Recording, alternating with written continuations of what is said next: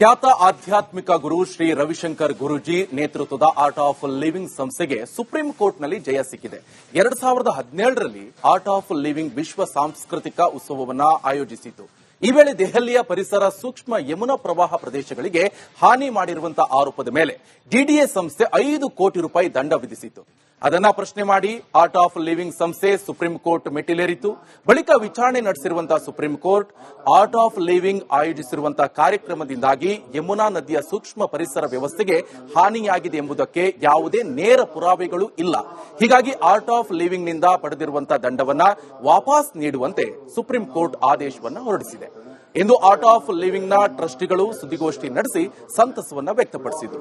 ಇದು ಸತ್ಯಕ್ಕೆ ದೊರೆತ ಜಯ ಅಂತ ಖುಷಿಯನ್ನ ವ್ಯಕ್ತಪಡಿಸಿದರು.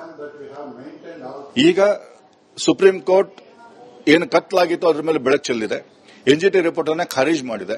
ಈಗ ಅದರ ಮುಂದೆ ಎನ್ಜಿಟಿ ವಿರುದ್ಧವಾಗಿ ಏನ್ ಮಾಡಬೇಕು ಮಾಡಬಾರ್ದು ಅದರ ಬಗ್ಗೆ ಗೊತ್ತಿಲ್ಲ. ಈಗ ಫಸ್ಟ್ ಈ ರಿಪೋರ್ಟ್ ಈಗ ಬಂದಿದೆ, ನಮ್ಗೆ ಉಸಿರಾಡ್ಲಿಕ್ಕೆ ಆಗಿದೆ. ಇಲ್ಲಾಂದ್ರೆ ಪ್ರತಿ ವರ್ಷ ಪ್ರತಿ ಸಮಯದಲ್ಲಿ ವರ್ಲ್ಡ್ ಕಲ್ಚರಲ್ ಫೆಸ್ಟಿವಲ್ ಅಂದ ಕೂಡಲೇ ಎಲ್ಲರೂ ಕೇಳೋದು ಎನ್ಜಿಟಿ ಏನಾಯ್ತು. ಈಗ ಗೌರವದಿಂದ ಹೇಳ್ಬೋದು, ವರ್ಲ್ಡ್ ಕಲ್ಚರಲ್ ಫೆಸ್ಟಿವಲ್ ಇವತ್ತು ಜಗತ್ತಿನಲ್ಲಿ ಹಿಂದೆಂದೂ ನೀವು ನೋಡಿದಿರಂತ ಅಲ್ಲಿಂದ ಇಲ್ಲಿವರೆಗೆ ನಡೆಸಲಾರದಂತ ಒಂದು ದೊಡ್ಡ ಕಾರ್ಯಕ್ರಮ. ಅದ್ರ ಬಗ್ಗೆ ಮಾತಾಡೋಣ, ಅದ್ರ ಬಗ್ಗೆ ಸೆಲೆಬ್ರೇಟ್ ಮಾಡೋಣ.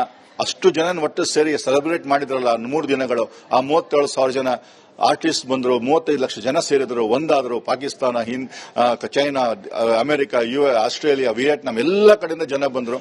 It was a celebration of humanity. ಅದ್ರ ಕಡೆ ನಾವು ನಮ್ಮ ಗಮನವನ್ನು ನೋಡೋಣ.